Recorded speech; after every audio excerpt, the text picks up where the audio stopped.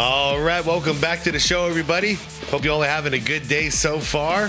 So, I had a members request to check this out from the member section, and this is from my buddy Johnny Arnett, and this one is, I'm very interested in this one. This is titled, "I Was Right About LeBron. The Lakers Must Do This," and I think this is going to be one of those times where Johnny Arnett is completely legit and real about LeBron, and I'm excited to see it because, at this point, guys, like in 2026, it's weird. It's hard for me to take anybody serious who still thinks that LeBron is helping the Lakers, and unfortunately, there's some people very close to me that are in that demographic of opinion, and it's just shocking to me because we're talking people who actually like really understand basketball, but there's some weird like defensive mechanism coming in where they just defend him. They say, hey, he gets 20 something a game, he's doing fine, and I'm like, okay, but that's all it takes for him. And I don't know if it's genuine or not, but you know me on this channel, like I just say it as it is, and whatever comes back my way comes back my way. The one thing I can't do is BS about my opinions, and I've been saying it for like 3 years now. I've been saying it since before I had a channel, but I think I've had a channel for about 2 years now, something like that, and I've been very, very consistent with what I'm saying about LeBron on the Lakers, and he has been hurting the team since about 2022. Okay, so that's 4 seasons where I can say they would have been better off if they just moved away from him and done something else. And I'm still, to this day, it's shocking he's still there. I think it's over after this year, but it's shocking they let this go on for so long, because that's 4 years that they'll never get back. The Lakers will never get these years back. So anyways, you guys, let's see what Johnny has to say about it. You know how I feel. And I'm linking the original video down below in the description. You'll see a list of channel members. Shout out to you guys. This one's coming from the member section. And I say let's get on with it. Let's go check out Johnny Arnett's intro. And here we go.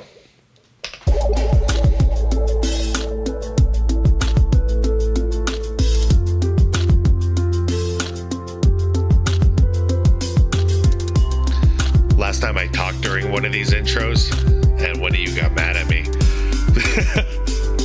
All right, let's go, Johnny. On March 1st, 2022, I put out one of the most controversial videos that I have ever made. In fact, it was also one of the most disliked videos that I've ever published as well. In that video, I made the claim that it was time for the Lakers to trade LeBron James. Now, to give you some context of the time, LeBron was 37 years old. Well, wait a second. So 2020, that's exactly when I did too. Great minds think alike, Johnny. The Lakers had Anthony Davis and Russell Westbrook on the roster as well. Yep. And Los Angeles stood at a 27-34 record. With that being said, LeBron was still playing very well individually. He was averaging roughly 29 points, 8 rebounds, and 6 assists on 52% shooting. So naturally, LeBron fans were going after me in the comments. Yeah. Oh, man. I love this stuff. Delete this video. Hold on. I saw something really fast. Shooting. Damn, so you actually don't know shit about basketball. Cool. Yep. I get these sometimes too. And I'm like, wow. All right. Yep. I guess. So now, I guess I don't know anything about basketball now, do I? Just because I don't like one guy? Just because I don't like one player? I don't know crap about basketball? Right. Naturally, LeBron fans were going after me in the comment section. And honestly, wait, this dude, I'm sorry. I really enjoy this kind of stuff. This dude is just pissed that LeBron has far surpassed Kobe. And now he's extending his career dominance in Kobe's purple and gold. Sad. What were your 19th season stats for the... Oh, God. Maybe a good portion of them weren't even LeBron. Bro, I thought this was clickbait. You're dead serious? Yeah. I mean, I thought it was obvious at that point. You know, when the Westbrook thing happened, and like I thought it was obvious who needs to go in this situation. Fans. It was simply a scorching hot take that a lot of people were not. Just remake this video with trade Westbrook. See, that's okay. So 4 years ago, people weren't so savvy onto the whole LeBron always has a scapegoat thing. That's interesting. People weren't awake to this yet. A fan of.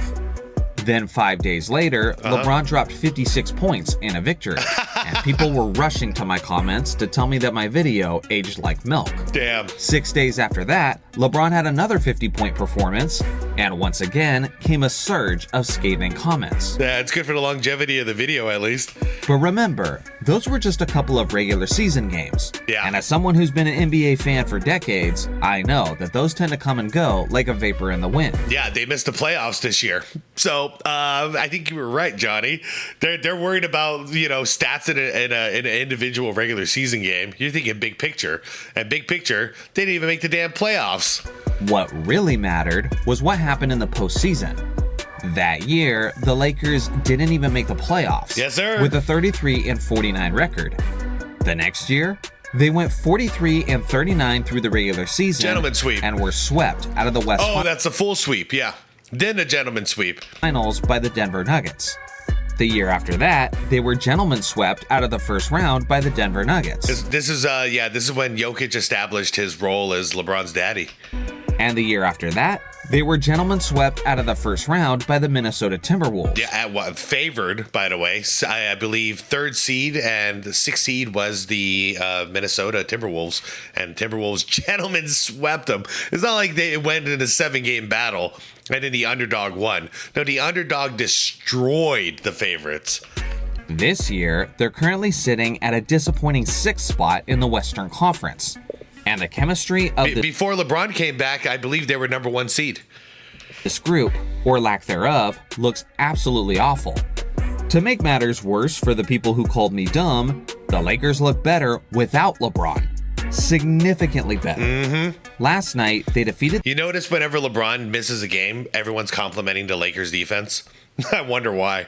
And then when LeBron is playing, they're talking about the Lakers being the worst defensive team in the league. Huh. Talk about impact. The New York Knicks by 13 points, while LeBron was out with a left elbow contusion. This means that the Lakers are now 9-2 on the season when LeBron doesn't play, but Luka Doncic and Austin Reeves do.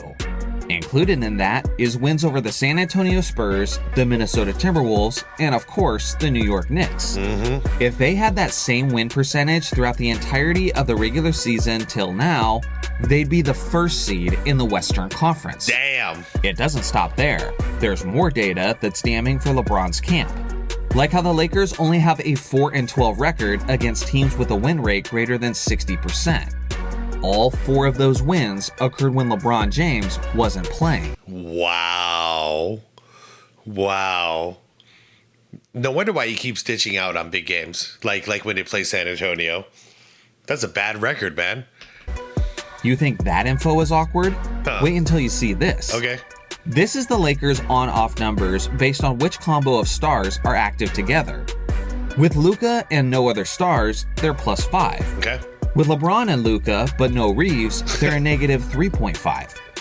With LeBron and Reeves, but no Luka, they're -4.7. I can't wait to see Luka and AR, because that's the duo. That's the duo I've been pushing all year. Actually, last year as well. Like, that's the direction they need to go. Get rid of LeBron. Let's see the numbers. With LeBron, Luka, and Reeves all active, they're +1.5. Now. And finally, with Luka and Reeves... Oh, +17. Yep. I'm telling you, get rid of him. I've been saying it for so long. These guys are a title contender right now. Right now. This year, they're a title contender. But too late. They're stuck with LeBron for the rest of the year. So, Laker fans, see you next year. Next year, Next year is going to be a different ball game for you guys. Next year, you guys are going to be scary. Until then, Reeves, but no LeBron, they're +16.9. Crazy. The Lakers are not just winning without LeBron, but they're absolutely destroying the competition. And at this point, the sample sizes are certainly big enough that you can't simply call it a coincidence. Nah, man, you're cooking in this video, Johnny. What's fascinating, though, is that LeBron is also a +8.2 when he isn't playing alongside of the other Lakers stars. Yeah, because then he gets to just dominate the ball the entire time. That's always been a problem, is this guy can't play off ball. AR can figure it out. Luka should not be playing off ball. I mean, he shouldn't have to do it. But yeah, with LeBron out there with these other two guys, it gets messed up because there's only one ball. But like I said, if he could just learn how to be a post player, they'd actually be okay. They'd be okay right now. He wouldn't be hurting the team as much on offense, but he would on defense still. So never mind. Just get rid of the guy. Meaning on. You can't just write him off as a horrible player, because there are certain contexts where he is actually a positive out there on the court. All of this data brings me to one simple and rather obvious conclusion. They're better without him. These three simply don't gel on the court well together. Luka and Reeves go together like peanut butter and jelly. Yep. But then LeBron gets involved with his baloney and screws up the entire sandwich. Yum. Food analogies aside, this whole thing really makes a lot of sense in basketball terms. Luka and LeBron are both ball-dominant playmakers, and neither guy is particularly good at playing off ball. Yep. On top of that, LeBron is a 41-year-old defensive liability, and Luka and Reeves are not great defensive players either. I mean, the same problem happened with Westbrook, so to me, this was obvious what was going to happen because we already saw it in 2022 with Russ. These guys are ball-dominant players. So all of a sudden, you take the ball out of Russell's hands and you put it in LeBron's hands, and you make Russell into a spot-up shooter, which you notice he used to be right here all the time, just standing there. Completely not his game. Yeah, no wonder why it didn't work. So the same thing's happening with Luka. Is if you can't let Luka be Luka, then why? Yeah, I don't get it. I'm disappointed with LeBron because he's gone his whole career playing only one role. He's never played a secondary role. He's never played an off the ball role. He never learned to be a post player so somebody else can play point guard.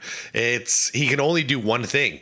He's a giant power forward, small forward, whatever you want to call him, 6'9", big, bulky, giant point guard who has really bad dribbling skills these days and is terrible on defense.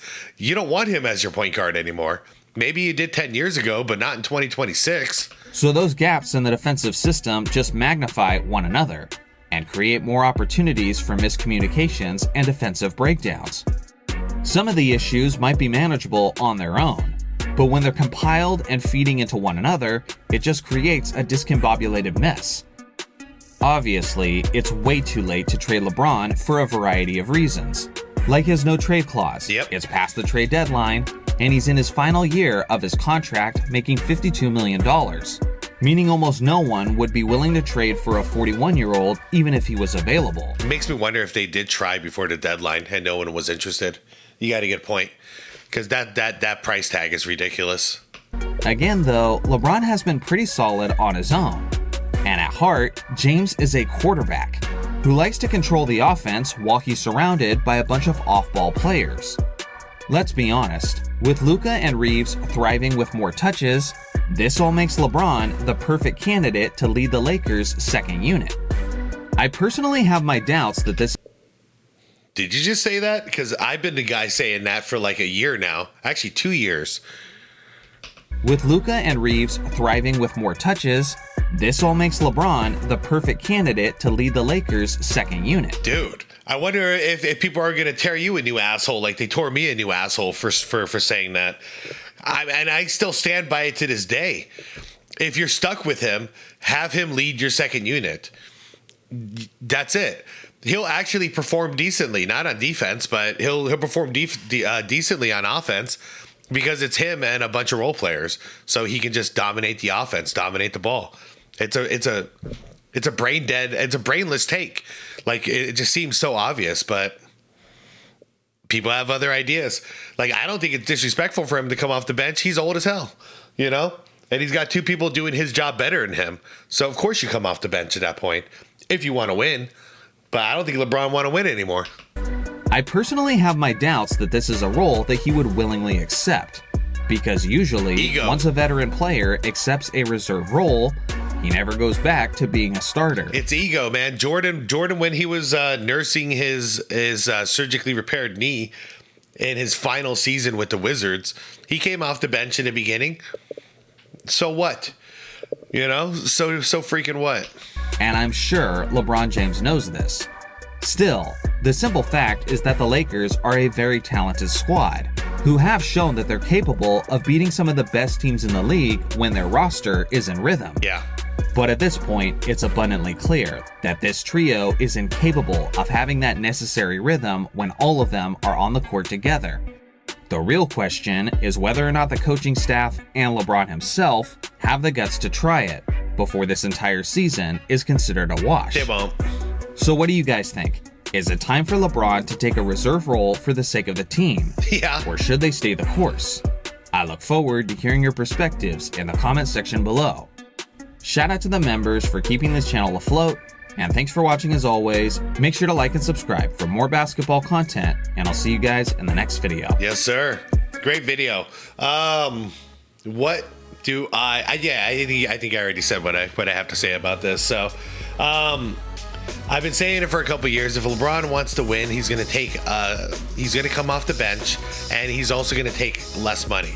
All right, because we're at the end of the career here, so he's already worth over $1 billion. That's the thing. If you want to win, if you don't want to win, you take the max money and you say screw it. You know, you play off of ego. I'm going to be a starter. I'm going to hurt my team. I'm going to take all their money. Screw it. That's if you don't care about winning. But if you really do care about winning, you got to change. You got to change up, man. You know, first of all, you should be retired at this point. But since you're not retiring, then you gotta take a lesser role. Come off the bench, prove your worth, prove that you're willing to do whatever it takes to help your team win. Come on, man. Manu Ginobili did it. You know, remember that guy?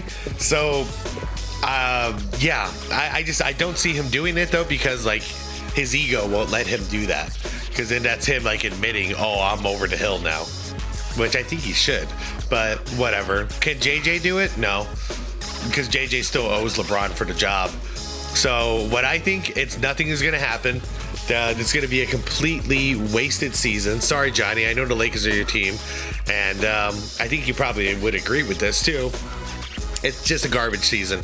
This season, all it represents is you have potential in the future, but you're finishing out this contract with LeBron. That's all this season represents at all for you guys. It's just one last season until you get rid of the guy, and then you're going to be an instant contender if health allows. You know, you'll probably get rid of Ayton and bring somebody else in as a big.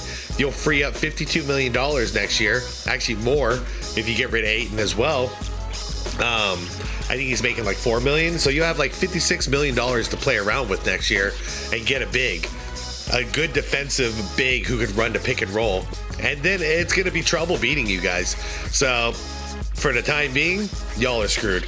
But in the future, it's going to look good with the team built around AR and Luka. I'll be rooting against you guys as always, but I do see a lot of potential coming your way. Anyways, great video by Johnny. Go check out his channel. I want to hear your comments now.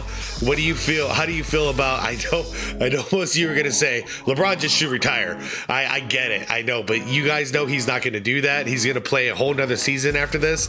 But what do you think LeBron should do? Do you think he should be coming off the bench at this point if you want to win? I'm curious what your take is. All right, guys, like the vid on the way out if you could. Hit that subscribe if you want more content like this. And most importantly, it's the Be Water, my friends. Peace out.